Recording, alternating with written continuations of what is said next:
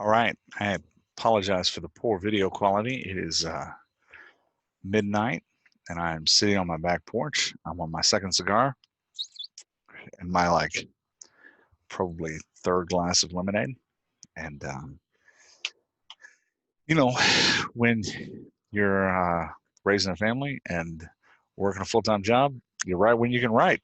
And so kids and wife went to bed about 9, and well, not all the kids. There's my teenager behind me. Say hi. Uh, that's weird. Weird guy in the window.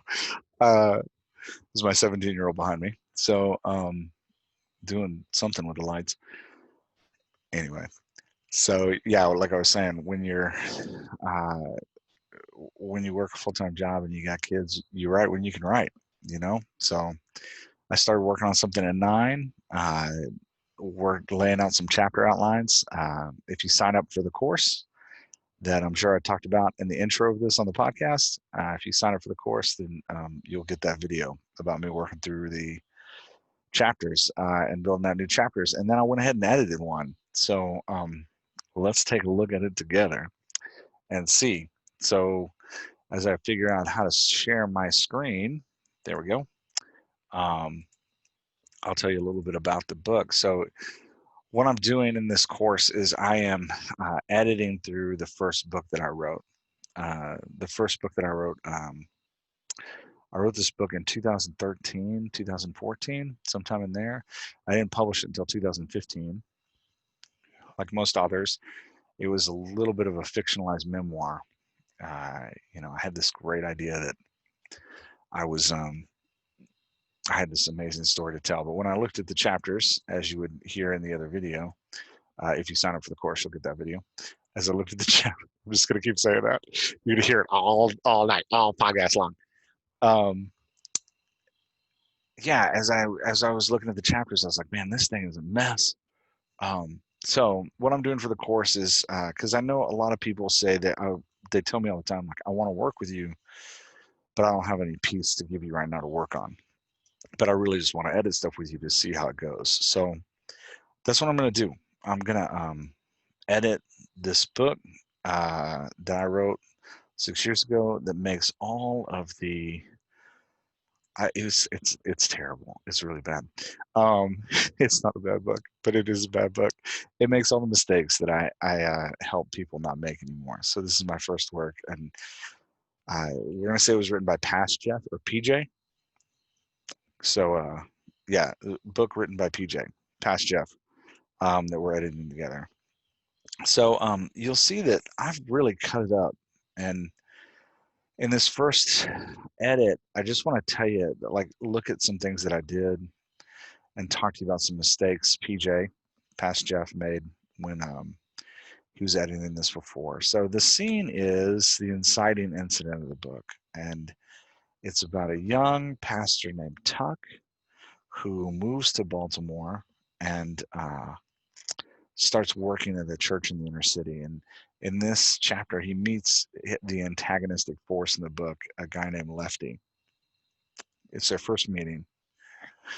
So let's just talk through some of the edits I made and like helpful things that I think you might be able to do in your own work. So for example, if you can look past all my green edits and kind of look at what was here before, you can see that I had an opening sentence.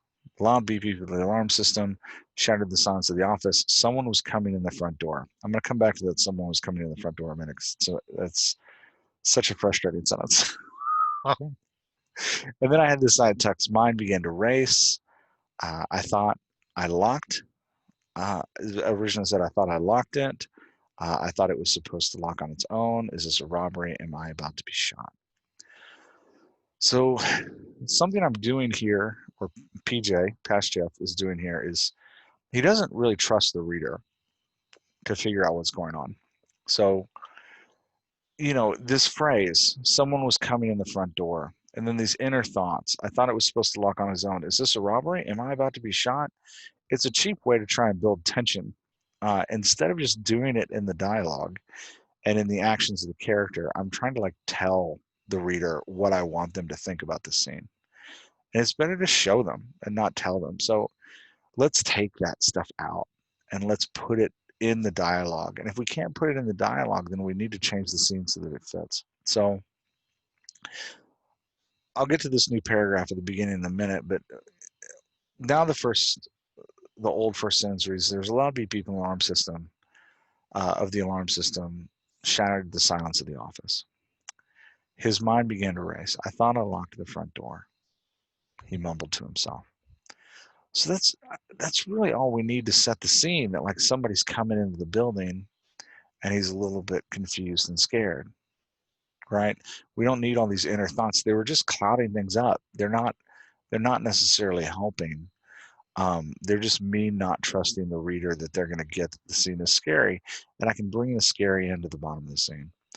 Then I do what I see a lot of authors doing, and I start building prose to build the scene. And I just have these big paragraphs, right? Like here I talk about how it's his first week working at the church. And then here I talk about what he was doing that night before. And then I have a huge paragraph here describing the church building and what they're walking through. And, all of this is stuff that like, it's good. It's not necessarily terrible, but it's just breaking the flow of the scene, right? Like suddenly we're out of the moment of the scene and we're digging into like all this prose, and I'm just dumping information on the reader, which can be disorienting. Like imagine if you were in a sitting in a sandbox and all of a sudden, and like trying to build a sandcastle, and all of a sudden somebody just pulled up with a dump truck and dumped a ton of sand on you. It's kind of how these big paragraphs feel. You're just dumping crap. I'm just dumping crap on the reader. So I read this and I was like, you know what? This is important information. It's an interesting stuff, but it doesn't belong in this scene. This isn't where it should go. So I decided, I went back to my outline, which is in a spreadsheet, which if you sign up for the course, you'll get the spreadsheet. So I'm just going to keep saying that over and over again. If you sign up for the course, you'll get the spreadsheet, and you can see how I like work chapters and like keep track of where I am in the story and all that stuff. But I pulled all this out and I made a note for myself in the spreadsheet. Like, I got to put this in somewhere else. It's not going to fit here. Because right now it's really just clouding up the moment, and it's diluting the suspense, which is what's leading me to add these thoughts in here, because I'm trying to like keep the suspense. So get rid of the thoughts, trust the reader, get rid of all this prose, and stay in the scene. Stay in the moment, especially in a suspenseful moment like this one. So what I did do is I took some of the stuff to kind of transition from the previous chapter that I'm going to have to write now, with that adds all this stuff in. It's probably going to be some kind of tour of somebody giving him a tour, the main character, a tour of the office. So I can get all this like world building in a dialogue. And I just put this chapter at the top that transitions from that tour to where he is now and why he's in the office at midnight. So now we have this small chapter up front, we have this small passage up front, and then we get right in the action. The loud beep beep of the alarm system shattered the silence of the office. His mind began to race. I thought I locked the front door, he mumbled to himself. Uh, Tuck looked at the small digital clock in the corner of his desk. It read 12:01 a.m. He sat frozen in his chair and listened intently. Right, like so now we're right in the moment with him, and we don't have all this like weird background stuff. Another thing I used to do that I want to mention is that when I wrote my first book, I thought it was so cool to play with names.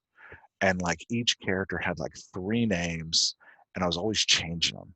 Like in a paragraph, I'd call this one character like Tuck, and Tucker, and Big Tuck Daddy. I never called him Big Tuck Daddy, but you know what I mean. Like I'm always like changing up the names because I thought that was cool.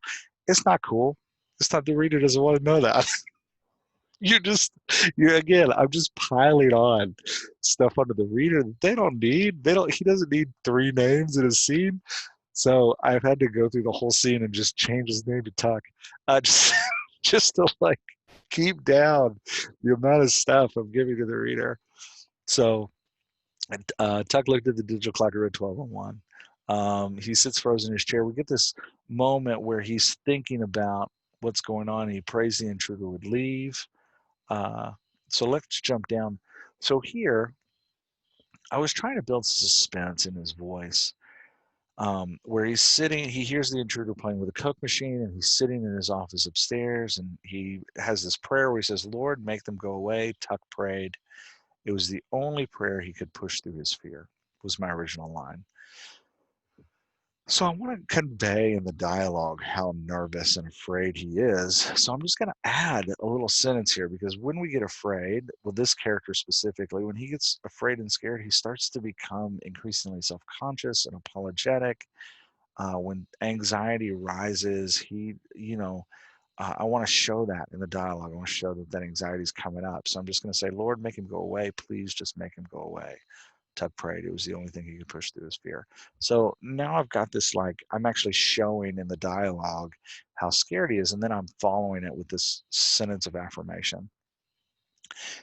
And this is just the stylistic thing. I had this clump, clump, clump of him coming up the stairs, but then I came down here later and said Tuck felt that there were 5-minute gaps in the intruder's strides up the stairs. So what I did was I took this clump, clump, clump, because I want a back and forth between Tuck and the intruder. And this is an important thing to note, that like the back and forth doesn't have to be somebody speaking. It can just be somebody doing something, or a responsive action, right? So I have Tuck speaking here, and then I want the intruder to respond to his like silent prayer. So Lord, make him go away. Please just make him go away. Tuck prayed. It was the only thing he could push through his fear. And then I'm going to come down to this next sentence and say the first step creaked under the intruder's weight. So I'm building the tension here by building. I don't want this clump, clump, clump, because the intruder's taking too many steps and we're moving too fast. I want to slow it down and live in that tension. So I'm just going to have him take one step, and then I'll have Tuck respond. So we're getting this back and forth, right? Which is what dialogue is. It's this like back and forth between characters. So, and even though nobody's speaking, this is still in that they're not in the same room, so they can't be talking to each other. So we're speaking through their actions. So he says, the first step creaked into the intruder's weight, and then Tuck rises, trying not to make a sound. He braces himself against the door. Now I can bring back in the clump, clump, clump. Tuck thought that there were 5 gaps between the intruder's sides. Clump, clump, clump, clump. So, what I'm trying to do is build tension with this dance the characters are having, where one character moves and then the other responds, and one character moves and then the other responds. And it's in that response to one another that we really start to feel a relationship start to build. And right now, the relationship I'm trying to build is one of like confusion and loss, and fear. Uh, on Tuck's part, right? Like, so we want to start this character at kind of a low, anxious setting, and then we're going to have an emotional flow in the piece where he builds some confidence, he's feeling good about himself, and then we're going to drop the bottom of him out at the end. So we get this nice move of emotional dynamics in the piece through the characters back and forth with each other. So um, I'm going to skip down a little bit more to, again, just adding. So we get the intruder coming in saying, hey, and we get Tuck feels like he's going to pee himself, and the intruder starts moving through different doors in the office, and Tuck is listening to each door the intruder tries, knowing that his door is going to be the last door the intruder tries. So I had this originally when I wrote it, I had this movement right from door to door. I have the intruder saying, hey, anybody in here? And then Tuck is silent, and then the intruder moves to the door, and then Tuck is silent, and then Tuck hears him testing another door. And then originally I had the intruder walking again and trying another door, and more silence and footsteps clumped. And so I'm getting into here like, 5, 6, 7 paragraphs without anybody speaking. And I just want to avoid that, because while the reader is into this movement back and forth, they're losing the emotional grip on what Tuck is feeling, because they're not hearing Tuck's voice. And we want the reader to be connecting to our protagonist's emotional state, which happens best through voice. Like, I can tell the reader over and over again that Tuck is afraid, or I can show the reader. So I'm just going to have Tuck whisper a prayer again. Lord, please, please, Lord, Tuck whispered again. And again, that repetition, what I'm going for here is to try and build that, like, almost to the point of nonverbal fear, where he's just repeating words, right? In this action scene, trying to give some agency to my character by letting my character speak in the middle of it. And I think, when we read this section again with this little insertion, it just recalls the emotion that the character is feeling. So now it reads, the intruder stepped The intruder's step moved toward Rudy's office door. Tuck listened to the stranger jiggle the door handle. It didn't open. There was silence. Tuck heard the intruder pushing hard on the door, testing to see if it would give. It did not. Lord, please, please, Lord, Tuck whispered again. The intruder was walking again. He crossed the common room to Davy's office again, fruitless jiggle by the sound of the shoulder shove. By the sound of a shoulder shove. More silence. The footsteps clumped to the middle of the room. So now I've got, by inserting that Lord, please, please, Lord, kind of whispered prayer, we get again this moment where Tuck is expressing how he's feeling through his words, which ideally is going to connect the reader a little bit more in there. Yeah, so let's scan down a little bit more to the first, to the moment where Tuck has a turn. No, I don't really have anything to say about that. Tuck's going to talk to himself a little bit more. Yeah, so here's another place where I got really, really frustrated with PJ, with past Jeff. So what happens is Tuck comes into the room and he finally decides like it's stupid. He doesn't want to die on the floor. And originally I had that in his inner thoughts, but sorry, let's back up here. Originally I had it in his inner thoughts, like, you know, Tuck is thinking all this to himself. And I actually just took it out of his inner thoughts and made it whisper to him. And another thing I was doing in this paragraph was I was breaking up his whispering with prose. So I was saying, Tuck laughed. This is stupid, he whispered. It's only, and then stopping the quotation and picking up, it's only a matter of time before the intruder tried his office door and found him cowering in the dark. And then I was picking back up his inner thought.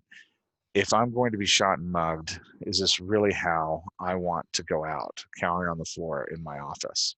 So I have this like weird inner thinking where Tuck's not speaking, but he's talking to himself. And so I decided, like, hey, if he's going to talk to himself, let's just have him talk to himself. And let's not do this thing where we're breaking up the dialogue with these, you know, statements of action. Let's keep the dialogue all together so the reader can hear it as one thought. So I took this is stupid, he whispered, and I put it down with the rest of the dialogue, and I made it all dialogue as if he's talking to himself, because now it's going to feel, my hope is that it's going to feel a little bit more engaging, and you're going to put yourself a little bit more in Tuck's shoes, and it's not going to be broken up by these statements. So we have Tuck laughed. It was only a matter of time before the intruder tried his door and found him cowering in the dark. This is stupid. If you're going to be shot and mugged, is this really how you want to go out? Cowering on the floor of your office? Tuck said to himself. So now we have him like kind of pumping himself up, and you'll see it's got that nice. I used the word cowering twice. That's a problem. I got to fix that. It's got this nice like statement of what's happening, and then the dialogue after it. Instead of doing this like he whispered, statement of what's happening. He said to himself, statement of what's happening. He thought to himself, statement of what's happening. Like instead of going in and out of it, let's just keep all that dialogue in one place so we can get a nice smooth flow for what the character is saying. So I'm going to come down a little bit more in the piece. If you sign on the course, you can see all of this yourself. So because you'll get access to these edits, and you'll just get to read these if you want to, or you'll get the weekly end of the week summary from me, or you'll get these like daily recap videos where I'm just recapping what I'm doing. So all that's enough. I promise. Scouts honor. Is that Girl Scout? That's probably Girl Scouts. Scouts honor. No more pumping the course until the end. I don't promise I won't do it at the end. I will do it at the end. Okay, so what we're going to do here is I have this section here where Tuck scares the intruder, and the intruder spills the coffee that he's just poured from himself. So Tuck comes bursting out of his office and scares the intruder, and the intruder spills coffee on the floor. And originally I had Tuck say, no harm done, I got it. So as I was rebuilding this book and rebuilding this edit, I was thinking a lot about Tuck's voice and how I wanted Tuck to sound. And I realized that what I really want from Tuck is a more passive, apologetic character who's sweet and naive and optimistic.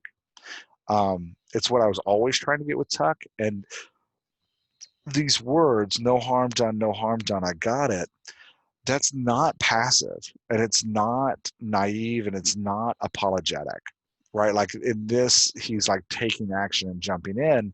So I need to change his language so it sounds more unsure of himself, more like the sweet, optimistic, naive kid that he is. So I took that no harm done, no harm done out, and I changed it to, oh no, I'm so sorry, right? Having him apologize because I want him to be apologetic. Oh no, I'm so sorry. I didn't mean to scare you. I'm sorry. I got it.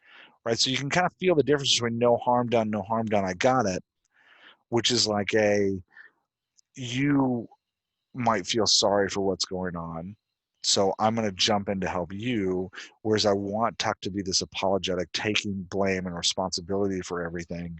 So instead, I'm going to put in his mouth, I'm sorry. And I'm going to put it, even though he hasn't done anything wrong, right? Like he's walking into an intruder who's breaking into his office. He's just naturally going to apologize. Which I think is more toward his character. So like just making sure the words we're using are actually matching what we want our character's personality to be, because the reader's never going to hear me on a video call say, oh yeah, I want him to be apologetic. We don't get those moments with our readers. They only get the words our characters speak and the way our characters behave. So I'm just going to go ahead and put those apologies in so that the character now knows, like, oh man, this kid is he needs to grow a spine. So, but just putting that in there a little bit. So let's move down. This is one of the biggest sins that PJ did that makes me sad and a little frustrated with past Jeff. Uh, Originally, so they sit down at a table together, and I summarized all of this dialogue, which, ah, what a missed opportunity. Summarizing dialogue. So frustrating. So what I originally said was, Tuck rose from cleaning coffee drips, and the two men stared at each other. Finally, unsure of what else to do, Tuck motioned for the intruder to sit down at the conference table. They chose chairs across from one another, and the man launched into his story. He explained he'd been working in a warehouse, but had broken his arm last week and was laid off. With desperation, he said he was going from church to church all day, but no one would help him. He was looking for some money to buy food for his 5 kids. Why? Why would you summarize that dialogue? You're not really saving any words. I mean, maybe like 20 words, maybe. Like, is it worth it? Just give us the dialogue. Like, let us hear the guy's voice. Why would you hide that in this weird summary? Um, Speaking to my past self. Uh, Awful. So instead, I'm going to take out both of those summaries, and I'm going to put in the actual dialogue of what they're saying. So now it reads, Tuck rose from cleaning the coffee drips, and the two men stared at each other, unsure of what else to do. Tuck, oh man, always changing these names. Tuck motioned toward the conference table. Sorry, it said Tucker, and I had to take out for those listening, I had to take out the and just make it Tuck. So let's go back and read that again. Tuck rose from cleaning the coffee drips, and the two men stared at each other, unsure what else to do. Tuck motioned toward the conference table and said, so, you want to sit down, maybe? Right, so I've got that nice apologetic passive line in there that's very unsure of himself. So, you want to sit down, maybe? Now, I'm going to warn you in advance. I fell in love with this and I decided, like, okay, I'm going to use this as like his kind of stuttering start to things that he says, because I like it, because that's so really expresses his like uncertainty of how to start things. So Tuck motioned toward the conference table and said, so you want to sit down, maybe? I cut all of the summary about what the man was, like the summary of what he said, and then I just jumped right into the man's dialogue. So I'm glad you're here, Pastor, because see, this is what happened. I was working in this warehouse and I broke my arm, so they laid me off right before payday and everything.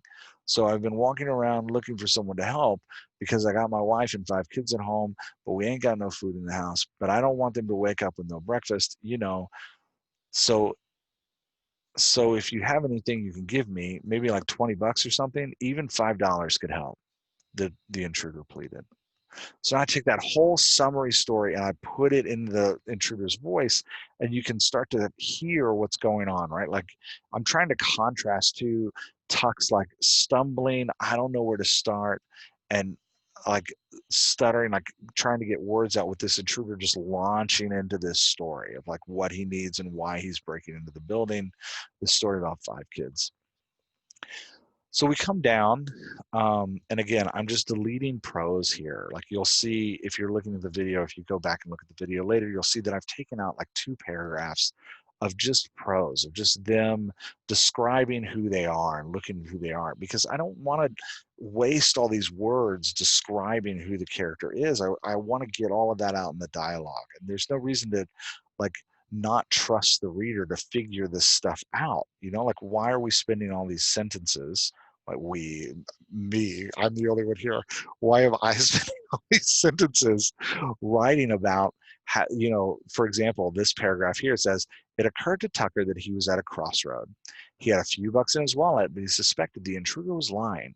The man was probably going to use whatever money Tuck gave him to blah, blah, blah, blah, blah, blah, right? On and on it goes. So, like, why am I telling the reader this stuff? Right? Like I can just show the reader this stuff through what Tuck does and what Tuck says. I don't need to have this paragraph that describes where Tuck is in his thoughts and in the action. So we want to take all this out. Right? We want to just cut it all out. Get rid of it. And if we can't show it in the dialogue, then it shouldn't have been there in the first place. Um, that's not always true, but it is kind of true. And then so that's my definitive answer on it. It's kind of true. So as we move down, isn't that, see all the helpful insights I give you? That's why you guys listen to this podcast. So you can get incredible insights from me. Like sometimes it's true. Um, so if we move down here a little bit further into the piece, as I was writing, I realized, so what this book is about a, a young pastor coming to terms with what it means to be in institutional religion. It's very much the REM song "Losing My Religion," right? Like that's what we're talking about in this book. Him struggling with what it means to be who he is and what calling means and all that kind of, what it means to do good in the world, all that kind of stuff. And this is an early chapter, so he still feels pretty good about himself. And as I was editing the chapter, I was like, you know what? When I was growing up in the church, there's a phrase we used to use all the time: what would Jesus do? And this is like, it occurred to me like, oh, this is going to be a great phrase that I can use throughout the whole book, where he asks that question and it can be a symbol for the internal question he's asking. And I love it when I find those, because it can be a signal to the reader of like the characters internally processing things, if we can use that over and over again. So, any kind of little thing you can put in there that can help the reader see that like your character is moving and transforming. So a repeated phrase, or like a repeat something the character says that's going to change in meaning as they said it. So here I added this little thing that says Tuck had a few bucks in his wallet. He could give it to the intruder and call it a night, maybe, but he heard in the back of his mind the saying he had used 100 times: what would Jesus do?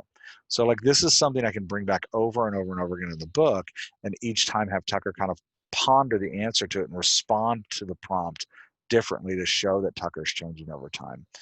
So again, like anytime we can do that in a book where we can like really communicate the internal transformation our characters are going through, it makes our characters a little bit richer and deeper. Um, makes them a little more uh, transparent to the reader, without adding, like I said before, without adding these huge blocks of prose where we're describing their inner thoughts, right? Like if we can encapsulate their inner thoughts into a repeated phrase like that, I think it works nicely, especially if we can make it something they say. So later I might have Tuck say that in a more defeated manner. And then maybe I might have him say it in a super confused manner. And then maybe I might have him say it in like a tragic and sad manner.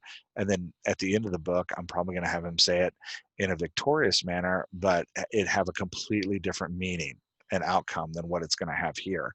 So anyway, if we can take like a phrase or a statement or something the character experiences over and over and over again and just keep bringing it back, but each time we bring it back, interpret it a little bit differently, it'll have, I think it has a profound effect on our reader and how they're traveling through something with the character. So let's keep coming down. So we have Tuck demanding that the intruder get into his car with him because Tuck is going to go buy food for the intruder. And we have Tuck getting very excited that he's like doing something great for the intruder. He is making this big thing. And then I go into this section, and it's long. It's this long conversation between the two of them that goes on for about 3 pages. And it's just them riding in a van uncomfortably to the Walmart that's open 24 hours, and Tuck kind of peppering the intruder with questions. And originally when I wrote it, Tuck's questions were very like decisive and interrogating, and like he was getting information. So the questions were like, where did you grow up? And the intruder would answer. And then he'd say something like, I grew up in New Orleans. I just moved here. It's only my second day in Baltimore, right? Like, so these like declaratory statements that like are giving backstory to Tuck, but the problem with them is they're not in Tuck's voice, right? They're just these big declarations. My wife and my kids are going to come up tomorrow. I'm going to meet them at the airport, right? Like Tuck's making statements. Where did you go to school? What year did you graduate? And it's just these like straight up declarations. But my problem is that I'm writing this passive apologetic character who's very nervous around people and is unsure of himself. And these like direct interrogation type questions aren't communicating that character trait to my reader. They're not telling my reader this is who Tuck is. Instead, they're moving the story along fine, but they're making Tuck sound more like strong and firm than he actually is. So what I started to do was just edit these questions a little bit so that they don't sound so declaratory. So I started using this phrase because I think it's a nice, for Tuck, it's a nice like stutter into what he's going to ask. It makes it feel like he's kind of searching. So where did you grow up comes. So where did you grow up? East Side, the intruder replied. Tucker didn't know much about Baltimore, but he had read it was divided in half by Interstate 83, a massive highway that came to a stop right in the middle of downtown. And then I have Tuck saying, originally I had nothing here, but now I have Tuck saying, East Side, yeah, and have you been there your whole life? Right, so giving Tuck that stutter, um, sorry, the edit's confusing. I actually read that wrong. So what Tuck says is, oh, that's cool. East Side, yeah. Have you been there your whole life? So giving Tuck this kind of like stutter as if like he knows what's going on and he knows what he's talking about, but can't get it. Doesn't actually know what he's talking about. Yep, the man said. And then taking that, like I grew up in New Orleans. I just moved here. It's only my second day in Baltimore. Taking that out and adding, giving Tuck a little bit more stutter. Sorry, I just found a typo, and those are going to drive me insane. Okay, this is great podcasting. Me talking about typos I found in the edits that I'm doing at midnight on my back porch. So instead, instead of, I'm such a mess. This whole script's such a mess. Instead of Tuck making this declaratory statement, I grew up in New Orleans. I just moved here. It's only my second day in Baltimore, where he's just declaring these things. I want to give him a little more stutter to it. So breaking that up, getting the same information in there, but just making it a little more hesitant. I just moved here from Texas. It's my first day in Baltimore. Right. So breaking the sentences so that they're not complete sentences and that he's kind of adding to his thoughts as he's going. And then the intruder laughs to himself. And then again, like giving Tuck this uncertainty. Originally, the statement was, my wife and kids come up tomorrow. I'm going to meet them at the airport. And now I have him saying, my wife and kids come up tomorrow. I'm going to meet them at the airport. I think they'll like it, maybe. Well, we'll see, right? So having that, like, again, just stutter of like uncertainty and not sure what to say and not sure how to get his point across, and just that like lost rambling a little bit. Again, here, instead of saying, where did you go to school? Adding that, so like, where did you go to school? Having that, like, him trying to gather his thoughts before he gets into the statement. The intruder replies, all over. He says, what year did you graduate? Graduate what? And then originally Tuck just said high school. And then the intruder said, I didn't finish. But instead, I'm just going to add 2 words there, give him a little bit more stutter. I'm going to add the words, I guess.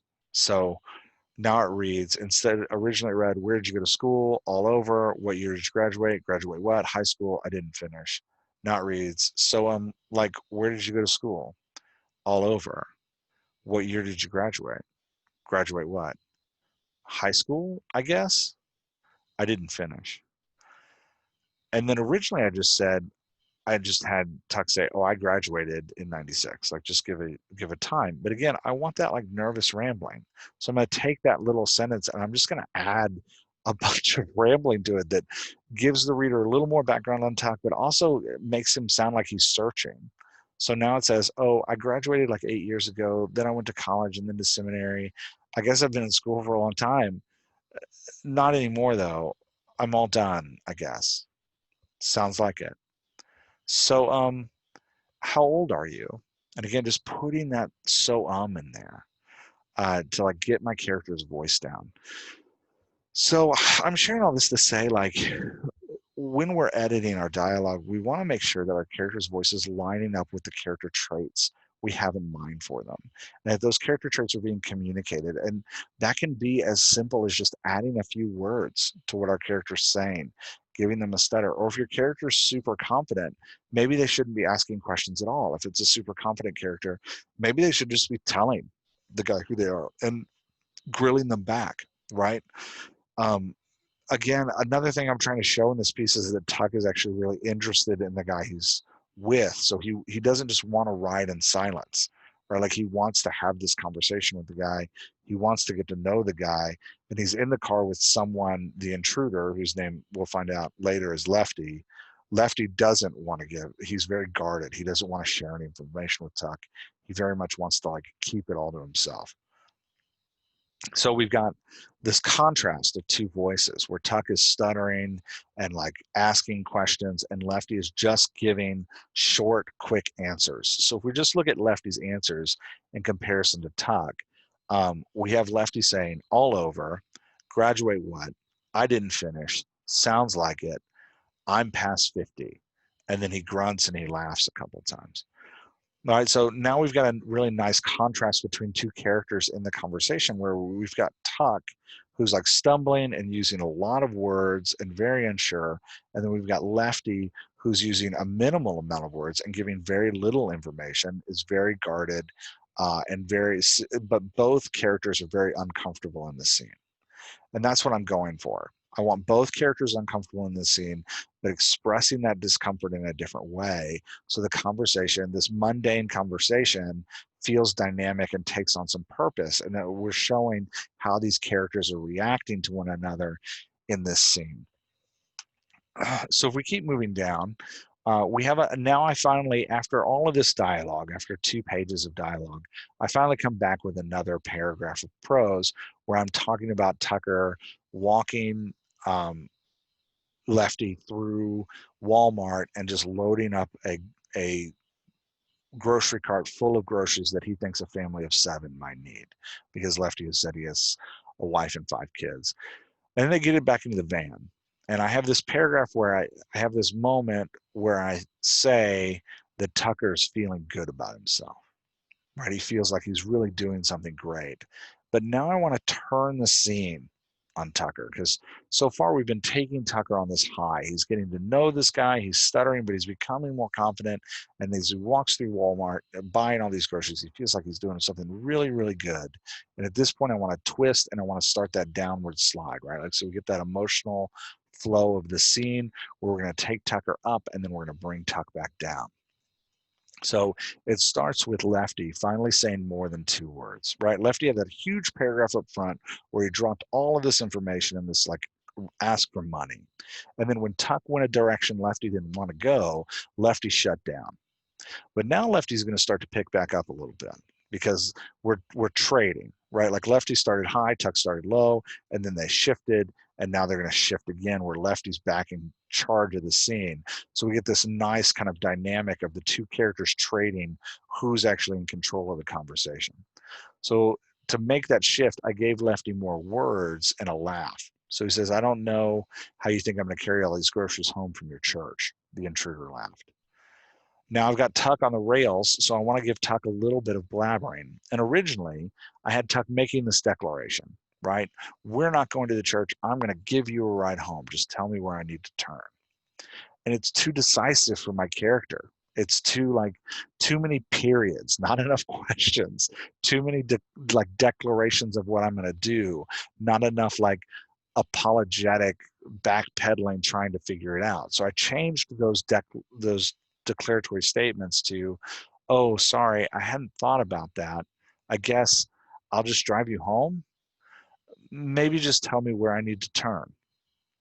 So now by adding maybe, and I hadn't thought about that, I guess, and a question mark, I can change this little paragraph of Tuck's words here to express more who his character is and what's going on with him. So they're weaving through the street, and we go back to this interrogation moment, but I want Tuck now off his game a little bit more because he's now driving through the streets. So he says, so how old are your kids? Right. And again, I'm adding that originally it was just how old are your kids? I'm adding that stutter at the beginning to communicate like, oh, Tuck is searching and looking for something to say. So how old are your kids? I don't know. 5, 7, 9, and 10. Oh, I thought you said you had 5. Oh yeah. The other one's 11. Right. So keeping Lefty in this like slow, guarded, and now we're starting to question, like, is he telling the truth? What's actually going on here? And Tuck is really starting to feel that. So we're gonna have Tuck start asking some odd questions, right? Because he doesn't know what to do anymore. So I have him asking, have you been married for a long time? A while? Take a ride here. Now I'm putting that take a ride here in there to remind the reader that we're in a van and we're driving places. To give them the image of like Lefty giving directions. I also like Lefty giving directions here because it actually makes him in control of the conversation, right? So Lefty he's not just passively answering questions, he's actually giving Tuck commands, which gives him more the feel of like somebody that's in control of what's going on, whereas Tuck is now the follower, right? Like in the first half, Tuck is asking the questions and Lefty is guarded and answering them. Now we're transitioning slowly into Lefty still being guarded and answering questions, but I'm going to give him these commands so that Tuck is now kind of under his control. Again, originally I had Tuck saying, where did you and your wife meet? But that's again, too much direct questioning, too much agency for Tuck. We need to slow him down. So where did you and your wife meet? I mean, your wife, where did you meet your wife? Let me read that again because I read it wrong. So where did you meet? I mean, your wife. Where did you and your wife meet? Right. So we have Tuck like stumbling, correcting himself, and then rephrasing it. So I've changed it from where did you meet to so where did you meet? I mean, your wife. Where did you and your wife meet? Lefty answers, we knew each other from around. And then I just had Tuck originally in the original piece, I just had Tuck saying, how long have you worked at the warehouse? Again, I got this problem. It doesn't match my character. So I'm going to give him more words and I'm going to make him stumble a little bit. And I've, and how long have you been working at the warehouse? I've never done any work like that. I just went straight from high school to college and then to working in a church. Was it a good job? Right. So we have kind of like sharing unnecessary information and stumbling a little bit, trying to build some rapport with this guy who's just not answering back. Then he's going to say, I don't know. I was there a little while, turn left at the bus stop.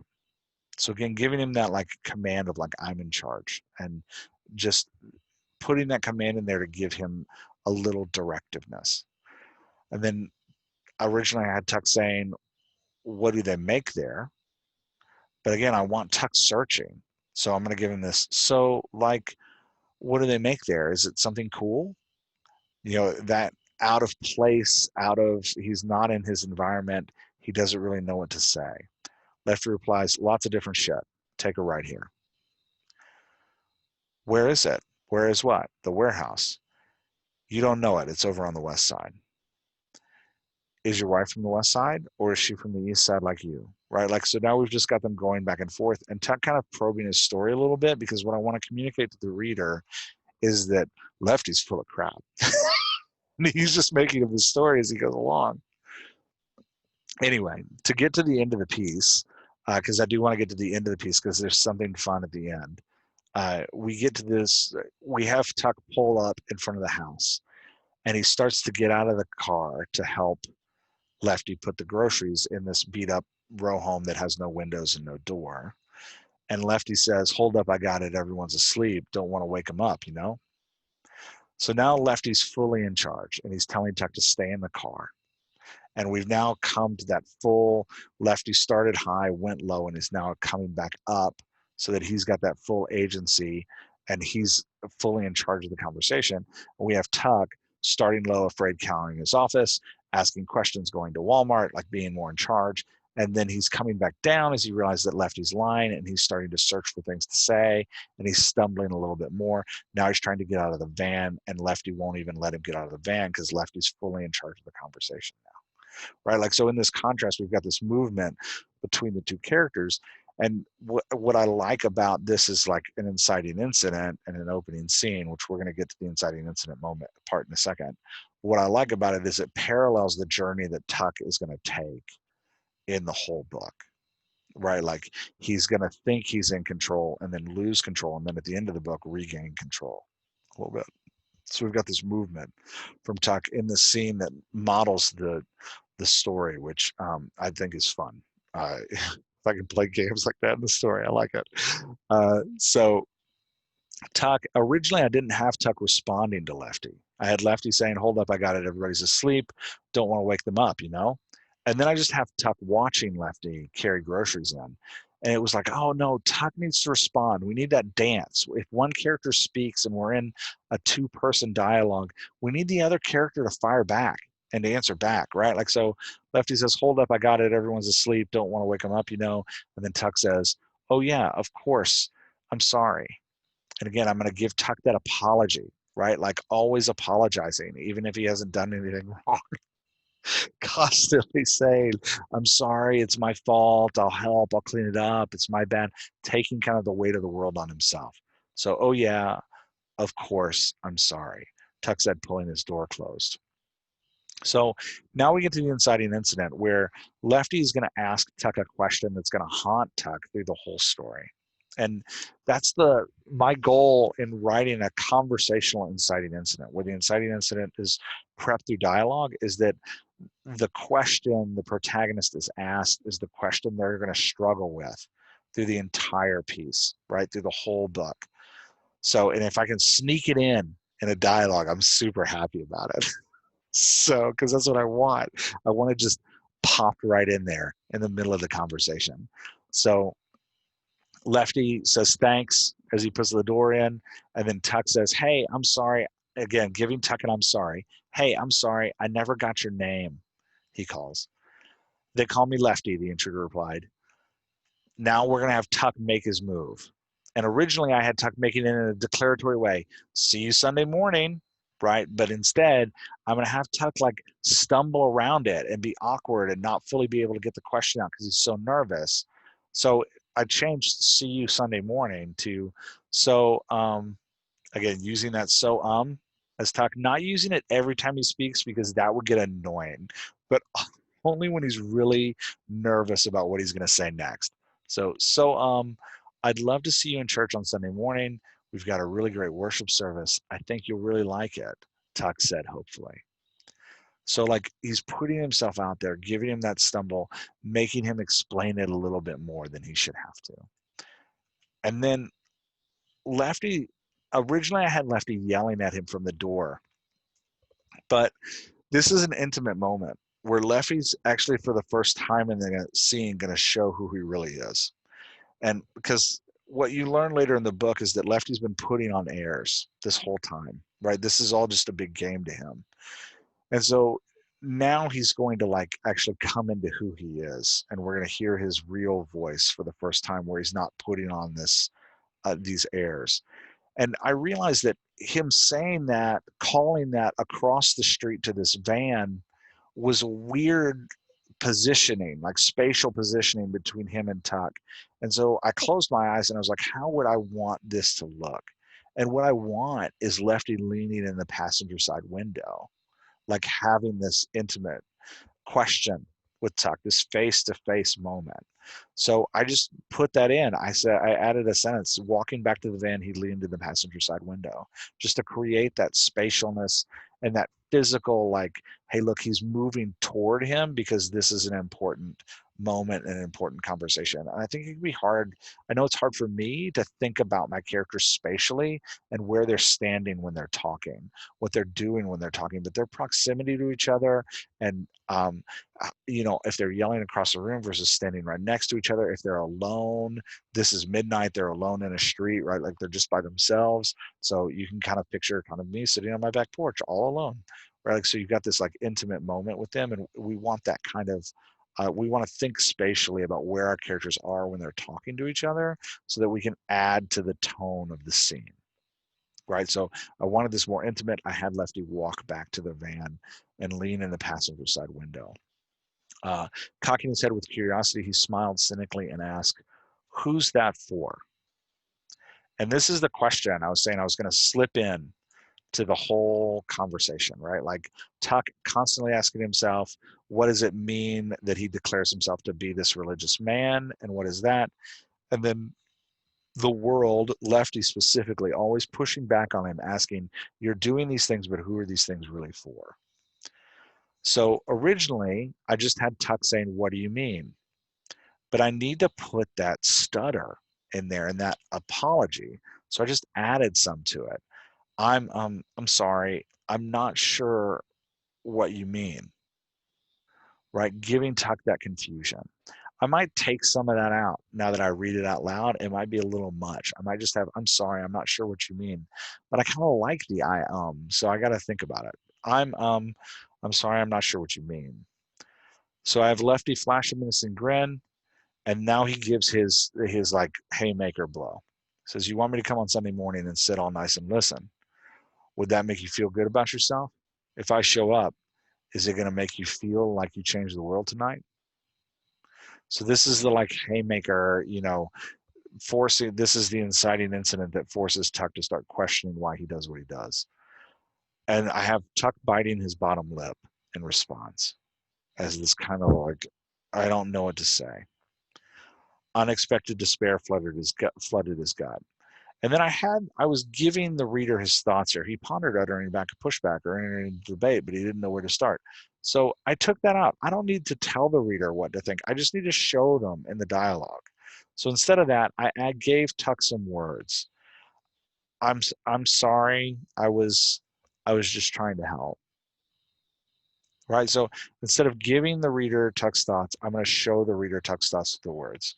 I'm sorry. I was just trying to help. And now I have Lefty finishing things off. You keep telling yourself that, Pastor, Lefty said, laughing at Tuck uncertainly. He walked back up the steps to his house before disappearing in the darkness of the row home. He turned and said, welcome to Baltimore. End of the scene. So just to recap, what I hope you can learn from my mistakes in this passage, don't summarize dialogue. If you find yourself writing a paragraph of summarizing a character's voice, take the summary out and just write the dialogue in. No summarizing dialogue. Don't give your character multiple names in a passage. Nobody likes that bit, but us as writers. Um, two, uh, line your character's voice with who you want them to be as a character, right? Like Tuck, I want an apologetic, passive, self-conscious, nervous, sweet, naive, somewhat optimistic character. So I'm not going to have him make declaratory statements or interrogation type questions. I'm going to have him stumble. I'm going to have him try to search. I'm going to have him work it out, right, in his dialogue. I'm going to have him ramble a little bit. I'm going to have him share details that aren't necessary, right? Like, because I want to see his internal struggle through the dialogue and not just tell the reader that. I'm also going to take out the thoughts he's having because I'm going to trust my reader to be able to pick up on what he's feeling internally through what I'm saying through his dialogue. And at the same time, with a character like Lefty, I'm going to keep him shut down, but I'm also going to be aware of, like, when I'm giving him control of a conversation, even if it's in a side way, like giving directions to talk, I want to make it clear that, like, here is what Lefty's doing, here are his moments of control, here's where he's in charge. So yeah, and then finally, paying attention to the emotional movement and the movement of power in your dialogue. Who's in power and who's not in power? Who's leading the dance and who's following, right? And using that to your advantage to raise tension in an appropriate way. So that as I'm leading to this inciting incident, I want Tuck losing power and the antagonist gaining power, right? The protagonist losing his way and the antagonist taking charge, because this is an inciting incident. If it were a wrap up or a conclusion, I'd flip it and I'd have the antagonist losing his way and the protagonist taking charge, right? So just thinking about that power shift and the emotional dynamics of a piece as you're writing it, and using your dialogue to let the reader know how everybody's feeling. So um, this was my piece for today. It's a little weird to do this by myself. I don't think I'll do very many of these podcasts where it's just me talking, but I wanted to show you today kind of a little bit of what I'm doing in this course. So if you sign up for it, you can get a taste of it. Again, what you get in the course is you get all of my notes. So you'll get there's 53 scenes in the book, 53 chapters in the book. It's going to be close to 100,000 words. It's like 80,000 right now, but I got some stuff to add. So it's going to be close to 100,000 words. You'll see me working through all of this. There's over 20 characters. They're all their voices are outlined and like patterns. So you can see how I use charts and pictures and body positions and all the kind of weird stuff I do in order to write voices and make them sound different. You can see how I'm trying to transform characters over time. And I'm not using my work to hold myself up to say, like, oh, look, I always do it right. I'm actually hoping you'll learn from my mistakes and see what it is that I'm doing that's a little backwards and a little weird, so that you don't make the same mistakes I do, so that you have better luck than I do when you're writing your work. Ideally, just giving you some food for thought. And then, so you'll get these like daily recordings, the daily diary of me working on stuff, and then a weekly summary. If you just want to skip to the weekly summary, I'll put out a weekly summary each week for course participants. It's like, hey, here's what I got. Here's what I learned this week about my writing, and here's what I'd encourage you to do in your writing. And then we'll have 6 Zoom calls from October to March where we talk about, where we get on the phone together and just talk about writing and talk about what we're doing. So if that interests you, go sign up for the course. There's only, as of my recording this, late on, or actually now it's early on Sunday morning, there's 9 spots left. So I started with 12, I'm down to 9. So if you hear this, go grab it, and you want to go grab a spot. Maybe I can keep a wait list, or if a lot of people want it, I can figure something out. So go and grab a spot. If this sounds like something that's appealing to you, again, if you want to like work with me on a piece and see what it's like to edit a piece for dialogue, but don't have a piece of your own, I will offer my own work up as a sacrificial lamb for us all to learn from. All right. Thanks for hanging with me in this first very odd for me solo episode. Again, this is easier when somebody else is on the podcast with me. So yeah, thanks. I guess in a second I'll come back on the podcast and wrap up. But right now I'm just weirdly going to be like, goodbye.